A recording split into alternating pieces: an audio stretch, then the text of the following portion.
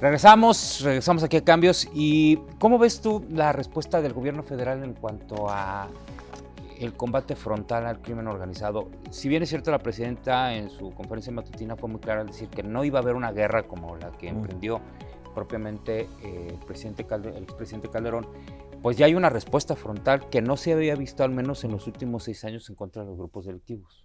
Bueno, ahí sí creo yo que es sobre todo por presiones de Washington. Uh-huh. Ellos siguen todavía en la coyuntura electoral y la última apuesta que hizo el presidente Andrés Manuel López Obrador y que le dio seguimiento Claudio Sheinbaum es cargarse del lado de Kamala Harris. La captura de narcotraficantes de alto perfil, atender las peticiones del Gabinete de Seguridad, utilizar a la Guardia Nacional como policía migratoria, todo es con el objeto de que los demócratas puedan avanzar en esta disputa interna que tienen con los republicanos. Entonces yo creo que en esa vertiente sí vamos a ver una continuidad en lo que se estaba. Ahora, coincido con tu apreciación, una cosa es el planteamiento que hace el gobierno federal y otra cosa la manera en la que respondan los grupos del crimen organizado. Uh-huh. Hasta el momento la respuesta ha sido más bien tibia. A raíz de la captura, extradición, traición, lo que haya sido, que propició el arribo del Mayo Zambada a una prisión norteamericana, hay todavía los inicios de una guerra civil en el cártel de Sinaloa, pero no en el nivel que habíamos contemplado, habíamos considerado. Sí hay fricciones, pero en los puntos de frontera, en donde chocan las tropas de los Chapitos y los Mayitos, como que están definiendo líneas de frontera. Sabemos, por informe de inteligencia, que ambos bandos están acumulando hombres, armas y municiones. El cártel Jalisco Nueva Generación está haciendo exactamente lo mismo. Está desplazando tropas hacia los puntos en donde podrían ellos eventualmente invadir territorios del vasto imperio del cártel de Sinaloa. Lo que tenemos es pareciera los preparativos de una confrontación a gran escala. Y la estrategia del gobierno federal hasta el momento ha sido tratar de imponer una paz narca, es decir, el llamado que hizo el presidente Andrés Manuel López Obrador fue muy explícito desde la conferencia mañanera, pidiéndoles a las facciones del cártel de Sinaloa que... Bueno, hasta el general encargado de la región militar en esa zona también lo hizo, ¿no? Pues cálmense, ¿no? Pónganse de acuerdo. Pónganse de acuerdo.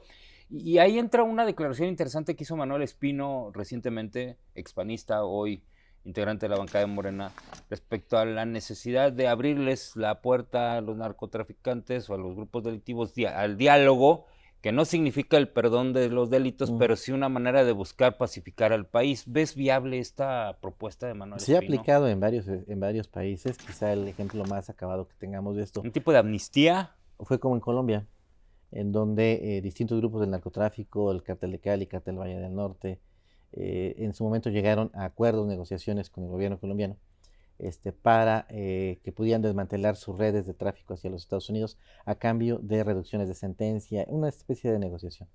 De facto en México también ha sido así.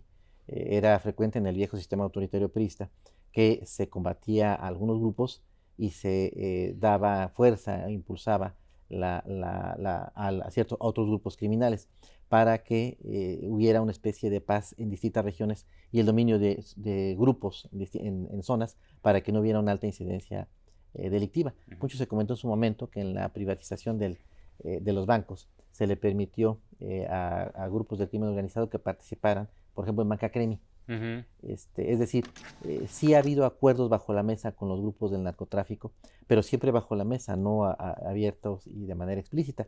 Quizá lo que ha provocado críticas y escándalos es que el presidente, de manera pública y abierta, ha tratado de establecer canales de comunicación. Tú recordarás el momento más emblemático, quizá fue el saludo de Andrés Manuel López Obrador a la mamá del Chapo. Ese tipo de simbolismos que sí nos generan, nos mueven el tapete, ya existían en las negociaciones desde hace décadas. Sí, claro, o sea, decir que esto fue del sexenio pasado también sería mentir, ¿no? Recordemos, por ejemplo, el sexenio de Ernesto Zedillo, ¿no? Que incluso hasta se dio la captura de José Jesús Gutiérrez Rebollo, Sí. quien abiertamente apoyaba a un cártel de la droga y golpeaba a todos los que estaban a su alrededor. Y así, bueno, y el cártel de Sinaloa siempre ha sido protagonista de estas negociaciones, pues yo creo que desde que existe el cártel como tal, ¿no? Sí, quizás un momento de mayor presión, tuvo más problemas fue cuando ocurrió el asesinato del cardenal Juan Jesús Posadas Ocampo. Ajá. Pero de entonces a la fecha ha tenido una increíble capacidad de utilidad para establecer canales de comunicación política con todos los partidos. Exacto, ahí está la salida, por ejemplo, uno de los grandes protagonistas de estos, Rafael Caro Quintero, ¿no? Que en su momento también pues, sigue libre, por cierto, que tengo en este momento. Ahora, ¿Hacia dónde vamos? Para después pasar al tema de Guanajuato y los municipios. ¿Hacia dónde vamos? ¿Qué panorama ves tú en este momento de hacia dónde vamos caminando en el tema de violencia? En el tema, o sea, ¿seguirá la guerra? ¿Se logrará la paz? ¿Qué empiezas a ver? Bueno, Washington y Palacio Nacional en esta unión que tienen para tratar de enfrentar la situación del cártel de Sinaloa, me parece que están en la retaguardia. Más bien ahí sí coincido con la perspectiva cínica, políticamente incorrecta del general. Pues eso se va a decidir en los cuarteles generales del cártel de Sinaloa. ¿Qué harán los chapitos? ¿Se harán una alianza con el Mencho para atacar al Mayo Zambada?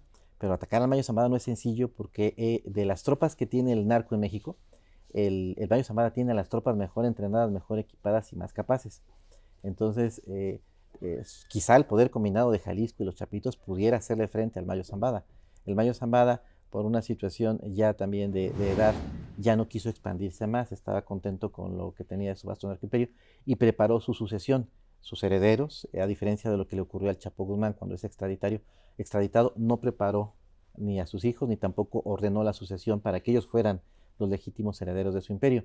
Cuando se va el Chapo Guzmán a los Estados Unidos, capturado, extraditado, empieza una guerra intestina entre Damaso López, el Minelik y los Chapitos. Eso no ocurrió dentro de la facción del Mayo Zambada.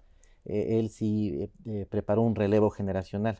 Ajá, pero para nada podemos hablar de una extinción del cártel de Sinaloa. No, de ninguna manera, no, no, no.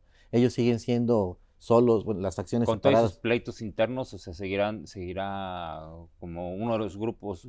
Identificamos a dos grupos como los más fuertes de México, ¿no? Hoy. Y del otro lado, si creemos en los rumores, la información que ha circulado del estado de salud de Nemesio Ceguera, alias El Mencho, si el día de mañana fallece, es capturado, extraditado, algo, ese narcoimperio se va a partir en 3, 4 cárteles, porque quienes están, los comandantes del cártel Jalisco que tienen el control del narcoimperio, del Mencho, no van a aceptar el dominio de uno de sus hijos. Entonces, más bien, la violencia va a continuar en México justo precisamente por estas guerras intestinas entre los grupos dentro de estos grupos delictivos. Tenemos dos grupos de macrocriminalidad que sin importar lo que ocurra en sus cúpulas, tienen todavía la estructura operativa abajo para que sigan fluyendo los cargamentos de drogas ilícitas. La DEA lo que aspira, lo dicen no en público pero sí en privado, lo que aspiran es nada más contener entre el 5 y 10% de los flujos de drogas ilícitas que van de México hacia los Estados Unidos, sabiendo que no van a poder hacer nada contra el 90%. Así es, porque al final no debemos de olvidar que la operación del trasiego, de la venta, no de la producción, porque la producción viene desde aquí, en Estados Unidos, es justo de estos dos grupos delictivos en Estados Unidos, ¿no? Tienen el control del comercio y del tráfico. Recientemente visité 3 ciudades de Estados Unidos, Washington, Chicago, Orlando, y en las 3 hay presencia y las policías locales tienen conocimiento de jefaturas de plaza de dichos cárteles que están operando allá en los Estados Unidos. Así es, con la misma penetración entre autoridades como lo ha ocurrido aquí en México. Y ellos lo reconocen, quizá de manera un poco más abierta, pero sí aceptan que tienen manzanas podridas, ¿no? Así es. Ahora, pasando al estado de Guanajuato, ¿en qué, dentro de todo este gran escenario nacional, dónde nos encontramos nosotros? Pues yo creo que Guanajuato, tal y como sí se ha mencionado en las últimas conferencias mañaneras, no con la vehemencia y con el golpeteo político de antes, sigue teniendo una situación muy lamentable. Pues lo vivimos, no necesitan decírnoslo, ¿verdad? Sí, yo creo que es un poquito de pegarle a la herida. Pero, ¿qué es lo que tenemos? Pues aparentemente todos los grupos que habían estado combatiendo de manera separada al cártel Jalisco Nueva Generación, me refiero al cártel de Santa Rosa, el cártel de Sinaloa, el cártel del Golfo, los Viagras que están en el sur del estado, se unen y enfrentan al cártel Jalisco y empiezan a hacer que Jalisco retroceda de algunas posiciones que había logrado avanzar en el verano. El cártel Jalisco opera por oleadas, manda instrucciones directrices para que sus células avancen posiciones. En la última oleada de Jalisco, que fue abril, mayo, lograron capturar algunos territorios.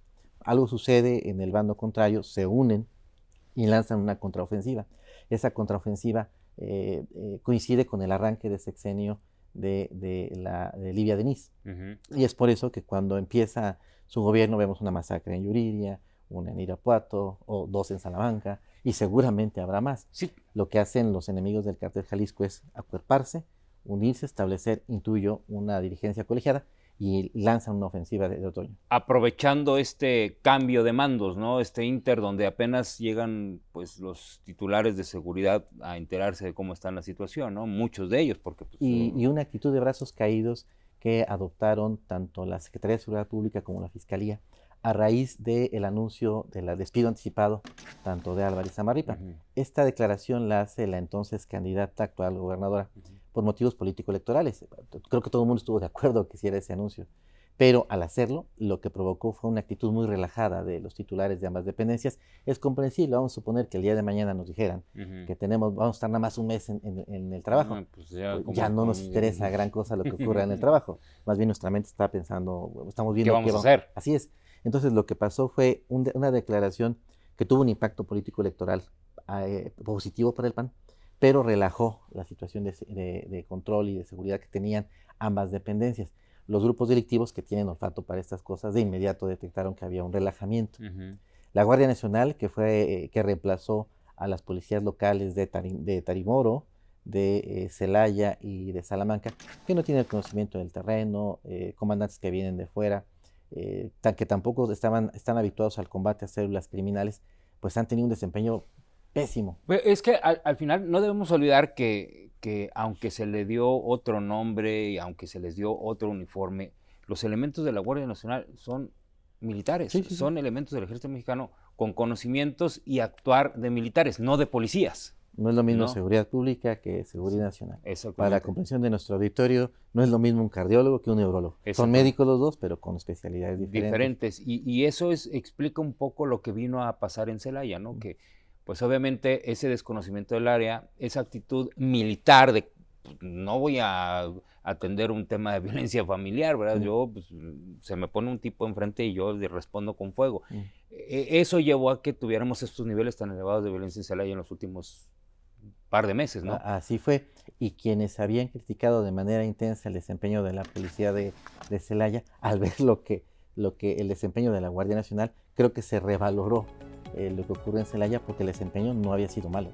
No, totalmente. Lo habían expresado en algún momento incluso empresarios, comerciantes de los mercados que son víctima diaria de la extorsión, pues que de alguna manera se había logrado reducir este delito, ¿no? Sí, y el robo de carreteras, que también lo teníamos muy disparado en esta zona. Al momento de contrastar el desempeño de la Guardia contra la policía, pues resulta que resultó muy superior el desempeño de la policía al mando de Jesús Rivera. Porque al final no es lo mismo, como tú dices, no puede un cardiólogo atender un tema de neurología, ¿no? Cada quien experto en su área, ¿no?